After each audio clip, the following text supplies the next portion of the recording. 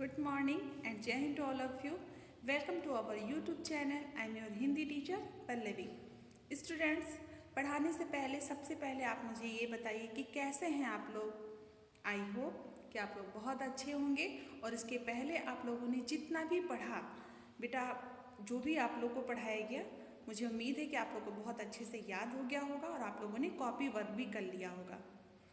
तो चलिए बेटा, अब हम आपको आपके हिंदी में 11 लेसन हंस किसका ये हम पढ़ाने जा रहे हैं। ठीक है, पढ़ाने से पहले बेटा मैं आप लोगों को ये बता देती हूँ कि ये कहानी बहुत ही अच्छा है, बहुत ही इंटरेस्टिंग है, मज़ेदार। आपको मैं एक एक लाइन को पढ़ती जाऊँगी और उसको मैं एक्सप्लेन करती जाऊँगी। फिर भी बेटा आप लोगों को अगर कुछ नहीं समझ में आएगा तो आप लोग मुझसे पूछ सकते हैं। तो चलिए हम स्टार्ट करते हैं हंस किसका। देखिए बेटा, अब हम स्टार्ट करते हैं हंस किसका। ठीक है, ये आपकी हिंदी की बुक है, क्लास फर्स्ट। अब हम लेसन 11 पढ़ते हैं, हंस किसका। और पिछला आपका जितना भी वर्क था लेसन 10 तक, आई होप कि आप लोगों ने बहुत अच्छे से उसे याद भी किया होगा और समझ लिया होगा। तो चलिए अब हम धीरे धीरे पढ़ते जाते हैं और आपको एक एक लाइन को एक्सप्लेन भी करते जाएंगे। देखिए बेटा, लिखा है, बहुत पहले की बात है, एक राजकुमार था, उसका नाम सिद्धार्थ था। ठीक है, तो जैसे बहुत पहले की बात है, लोग कोई कहानी बताते हैं तो ये कहते हैं कि जैसे बहुत पहले की बात है, एक राजकुमार था तो उसका नाम सिद्धार्थ था। ठीक है, वह बहुत दयालु था। दयालु मीन्स बहुत ही दयावान था। उसके हृदय में बहुत ही ममता थी। उसे पशु पक्षियों से बहुत ही प्यार था। जैसे बहुत से लोगों को जानवरों से भी प्यार रहता है, उसी तरह से सिद्धार्थ को पशु पक्षियों से बहुत प्यार था। किसी को दुखी देखकर वह दुखी हो जाता था।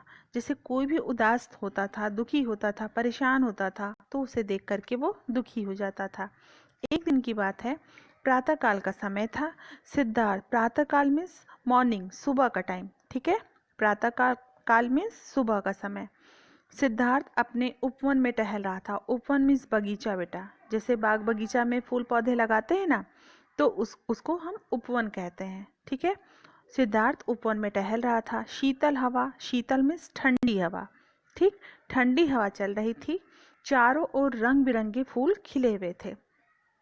चारों ओर, जैसे कि आप अगर बाग बगीचे में घूमने टहलने गए हैं तो आप कहते हैं ना कि अरे वाह, चारों तरफ फूल पौधा लगा हुआ है, रंग बिरंगे फूल खिले हैं। उसी तरह से चारों ओर फूल खिले हैं। पक्षी चहचहा रहे थे। पक्षी चहचहाना में पक्षी जैसे बोल रहे थे। अचानक एक हंस सिद्धार्थ के सामने आकर गिरा। एक हंस, हंस को आप लोग जान रहे हैं ना, देखिए इस पिक में भी आपको हंस दिख रहा है। ठीक है, एक हंस सिद्धार्थ के सामने आकर गिरा। हंस घायल था, यानी उसे चोट लगी थी। घायल मीन्स चोट लगना उसे। उसके शरीर से रक्त बह रहा था। रक्त मीन्स खून। उसके शरीर से खून बह रहा था। वह दर्द के मारे छटपटा रहा था। जैसे किसी को चोट लग जाती है तो कैसे हमको दर्द महसूस होता है, हम छटपटाते हैं, उसी तरह से वो हंस छटपटा रहा था। उसकी यह दशा देखकर, दशा मीन्स उसकी हालत, उसका जैसे चोट जो लगा था वो देखकर सिद्धार्थ की आंखों में आंसू आ गए। सिद्धार्थ की आंखों में, यानी कि वो जो राजकुमार था उसकी आंखों में आंसू आ गया।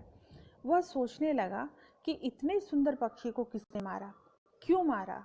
सिद्धार्थ ने हंस को उठाया, उसके शरीर से तीर निकाला, उसके घाव को धोया। घाव में जैसे मैंने कहा जहाँ पर उसे चोट लग गया था, उस घाव को धोया, घाव पर पट्टी बांधी और हंस को पानी पिलाया। जैसे हम लोग भी करते हैं, आप लोग भी करते हो, उसी तरह से सिद्धार्थ ने भी किया। तभी एक दूसरा राजकुमार वहां पर आया और उसके हाथ में धनुष बाण था। जैसे जिसने इस हंस को मारा था, दूसरा राजकुमार, वो वहां पर आया और उसके हाथ में जब उसने जो राजकुमार था सिद्धार्थ, उस देखा कि दूसरे राजकुमार के हाथ में धनुष बाण है। यह सिद्धार्थ का चचेरा भाई देवदत्त था। चचेरा भाई मीन्स जैसे चाचा का लड़का। ठीक है बेटा, आपको समझ में आ रहा है ना, चचेरा भाई मीन्स चाचा का लड़का। सिद्धार्थ का चचेरा भाई देवदत्त था। हंस को सिद्धार्थ के हाथों में देखकर वह बोला, सिद्धार्थ, यह हंस मेरा है, इसे मुझे दे दो। वो देवदत्त जो था उसे दया नहीं लगी कि इस हंस को मैंने मार दिया। वो बल्कि सिद्धार्थ से कह रहा है कि यह हंस मेरा है, मुझे दे दो। मैं यह कैसे मान लूं कि हंस तुम्हारा है? सिद्धार्थ ने कहा देवदत्त से कि मैं ये कैसे मान लूं।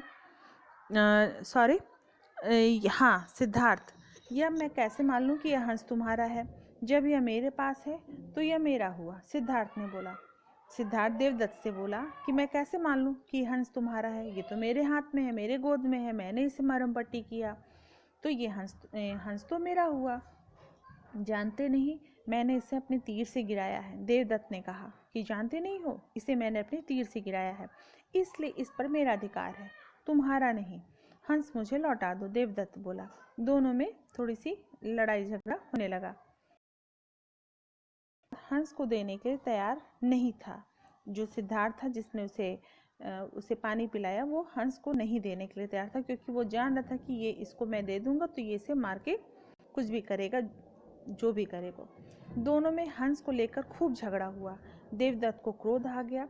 वह बोला, ठीक है, चलो राज दरबार में चलते हैं। अब महाराज ही इस बात का निर्णय करेंगे कि हंस किसका है।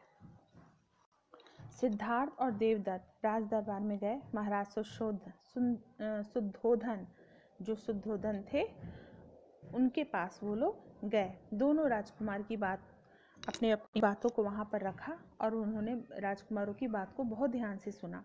दोनों की बात को सुनकर उन्होंने थोड़ी देर के लिए कुछ सोचा, फिर बोले, हमने तुम दोनों की बात को सुनी। देवदत्त, तुमने हंस को अपने तीर से गिराया, इसलिए वह तुम्हारा होना चाहिए, परंतु सिद्धार्थ ने उसे बचाया है, उसे नया जीवन दिया है।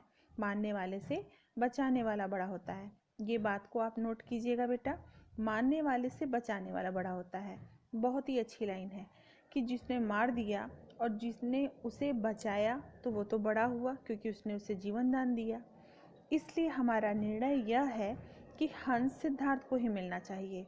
ठीक, देखिए बेटा, यहाँ पर ये राज दरबार आपको पिक में दिख रहा है, तो देखिए ये नीचे क्या थोड़ी सी लाइन और बची है। बच्चों, यही राजकुमार सिद्धार्थ बड़ा होकर गौतम बुद्ध बना। गौतम बुद्ध को आप लोग जानते हो ना बेटा, गौतम बुद्ध बना।